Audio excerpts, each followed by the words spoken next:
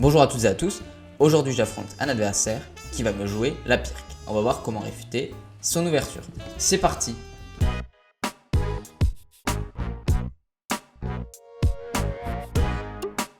Je joue contre un 1810 et je lui joue D4. Il me joue D6, donc on va prendre le centre, on va jouer E4.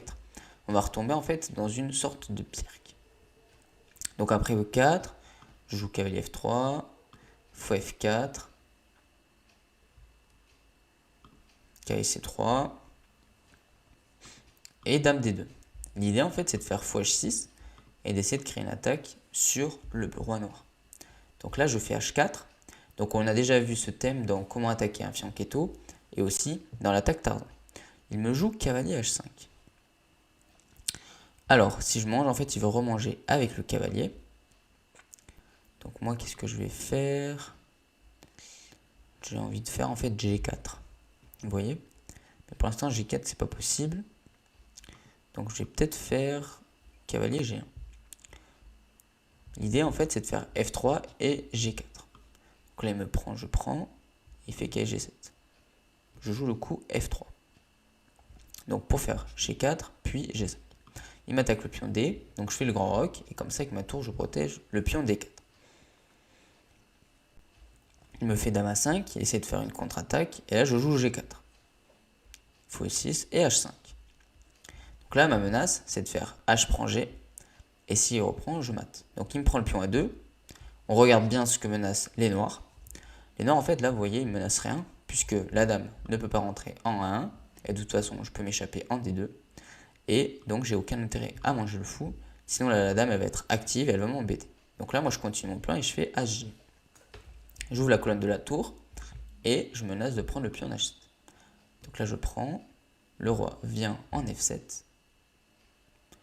et là maintenant qu'est-ce que je peux faire? Donc je regarde les coups de B3 par exemple, déjà pour enfermer le fou, donc qui est un coup assez naturel parce que déjà le fou il sera enfermé, donc je vais essayer de le récupérer et aussi ça va me permettre d'essayer de faire fou C4 échec. Mais bon, c'est pas super utile ici, en fait le plus fort je pense c'est tour H6, j'attaque deux fois le pion G6 et comment il va défendre déjà? Je vois pas comment il peut défendre le pion G6. Et après ensuite donc je vais ramener une deuxième pièce et lui il peut pas continuer son attaque pour l'instant. Donc si je prends le pion G6, le roi il va devoir partir et après je vais récupérer le cavalier en G7.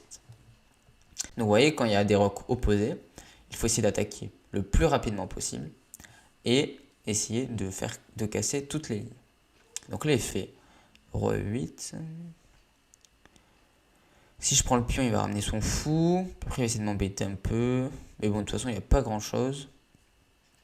Donc je vais manger le cavalier d'abord. Il me donne une pièce, on va la prendre, hop.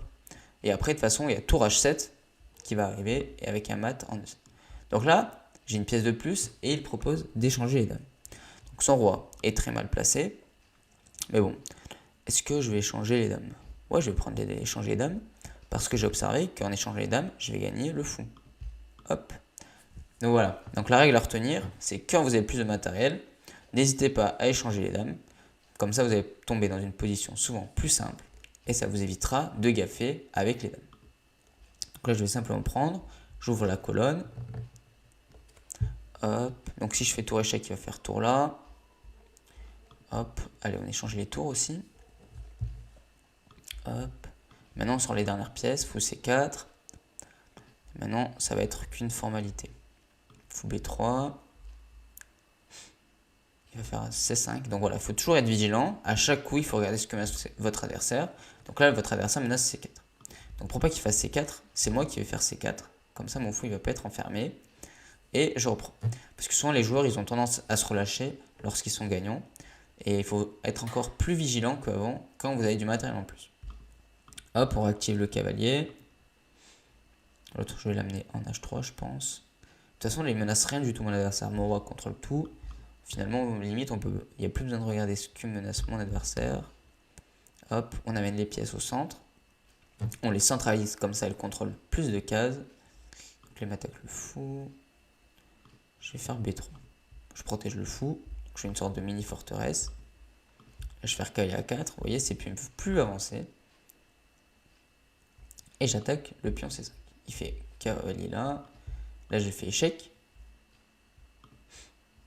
Ah merde, je peux pas faire échec. Hop, on prend le pion. Je me laisse de rentrer sur la 7ème rangée. Ça commence à sentir le mat. Avec mon cavalier, mon fou et ma tour. Sa tour, vous voyez, elle est presque bloquée. Elle ne peut aller que en B8. Donc là, il fait ça, d'accord. Pas de souci.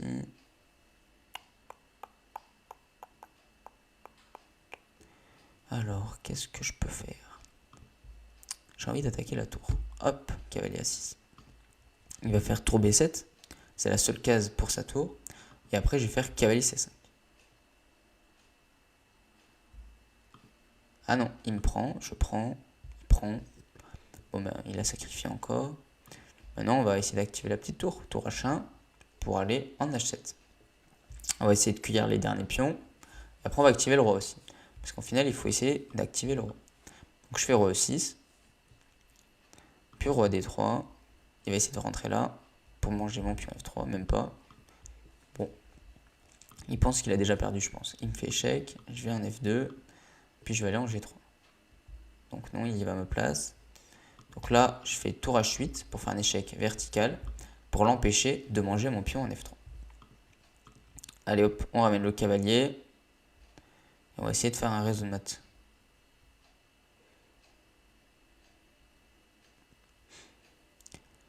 Donc si je mets ma tour là... Ouais, donc il ramène son roi. Hop. On va simplement pousser les pions maintenant, on va faire dame. Ça va être le plus simple et le plus rapide. Hop. Je prends. Allez, hop. Fait échec, je vais là. Il va me faire échec, je vais aller là. Hop, il met son cavalier pour me bloquer. Allez, hop, je récupère son pion déjà.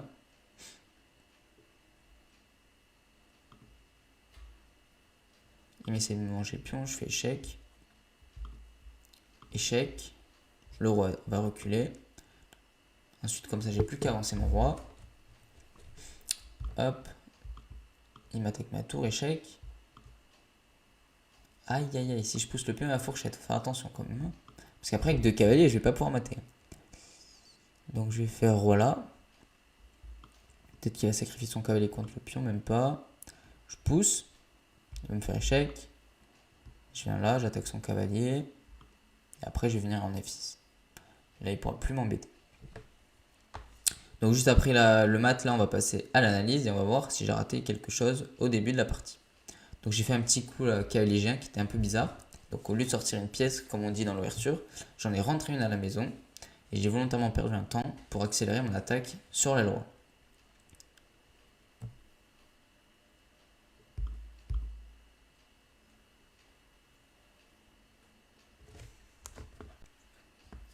Hop, donc hop, il me donne son pion, son cavalier. Je vais là et il y a mat au coup d'après. Bon, il ne veut pas être maté évidemment. Et voilà, super mat des deux cavaliers. Donc on passe maintenant à l'analyse.